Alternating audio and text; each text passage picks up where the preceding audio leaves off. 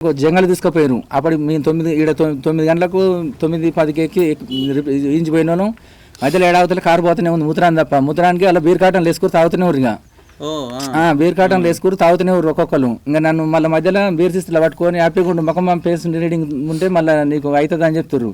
ఇట్లా పట్టుకొని మామూలుగా 2 ఫోటోలు కొట్టుకురు. అన్న చిల్లరకి ఎందుకన్నా అది దాన్ని నేను చెప్తున్నా ఇంటలేరుగా ఏదన్నా ఉంటే.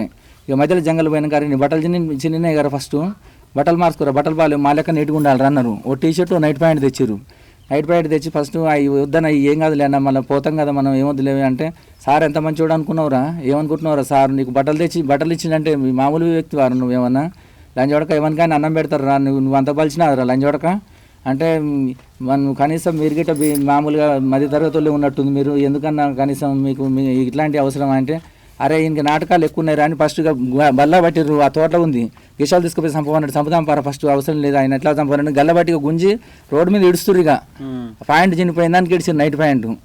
ఇక ఈడ్చేస్తుంటే ఇక మామూలుగా ఇట్లా 2-3 గుద్దిరు. ఇక గుద్దగానే మీ దండం పెడతా కాలు ముక్తాను, అది దాన్ని బతిలాడిన తర్వాత ఇతరులేం ఫ్లాట్లు ఉన్నాయి. అటేమో తోట ఉంది, ఏదో తోట ఆవుల షెడ్ ఉంది. అది లొకేషన్ మనకి తెలియదు, హైదరాబాద్ నాకు పెద్ద టచ్ లేదు.